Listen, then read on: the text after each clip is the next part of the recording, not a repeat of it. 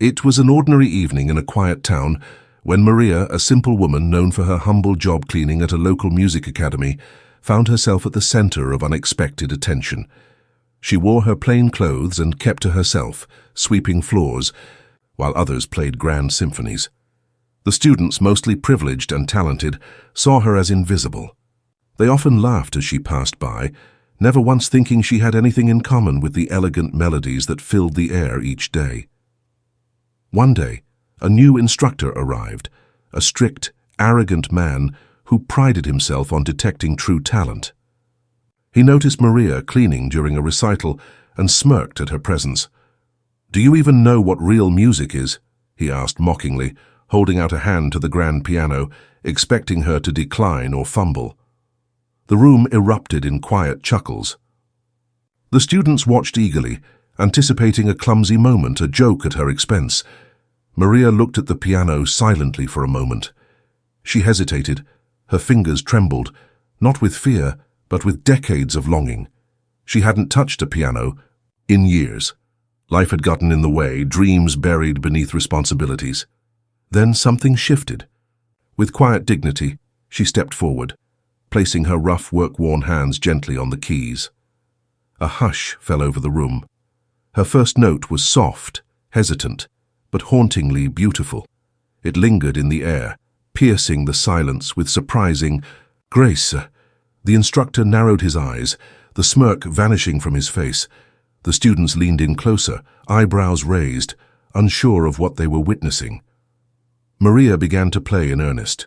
Her fingers, once cleaning tools, danced effortlessly across the keys. Her music told stories of pain, love, struggle, and beauty. Every note seemed to come from a deep well of emotion, something none of them had expected from someone so overlooked and simple in appearance. Her piece wasn't flashy, but it had soul. The kind of soul that only comes from lived experience. Her music carried the weight of a life quietly endured. Gasps began to echo through the room. The same students who had chuckled moments before now sat frozen, their eyes wide and their hearts full. One girl whispered to her friend, Is this real?" The friend nodded, unable to tear her eyes away from the piano.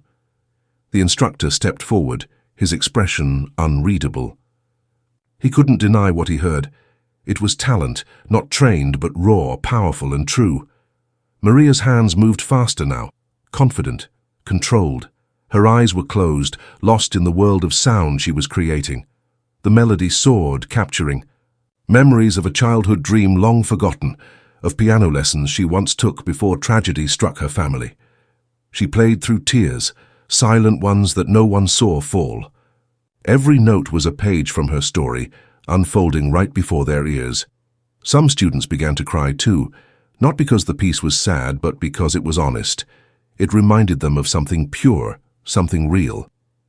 When she finished, the last note hovered in the air like a secret, then silence. No one moved, no one clapped yet. Then slowly someone stood. It was the youngest student, his eyes filled with awe. He began to clap, others followed. The room erupted. The instructor bowed his head, humbled. He approached her and quietly asked, "Why didn't you tell us you could play like that?" Maria smiled softly. No one ever asked. The silence that followed her words spoke volumes. Everyone in the room realized the mistake they had made, the judgments they had passed too quickly. Maria returned to her cleaning the next day, but something had changed. People greeted her with respect, no longer blind to her presence. The academy head invited her to play at a formal recital. She declined politely, saying the piano was a personal thing, but she would think about it. Rumors of her talent spread beyond the academy. Local musicians reached out. A small cafe offered her a nightly slot. She accepted. People came not for fame, but for feeling. Her music healed, it inspired, it awakened something in those who heard it. One day a young girl approached her and said, "You made me believe I could play too." Maria smiled, placing a gentle hand on the girl's shoulder. She began offering free lessons on weekends to children who couldn't afford music school. The simple woman was now a quiet force of change. Her past remained private, but it was Clear music had once been her dream. Life had taken it from her, but she reclaimed it on her own terms. The instructor who once mocked her now championed her cause, often telling students, "Never assume where greatness lies."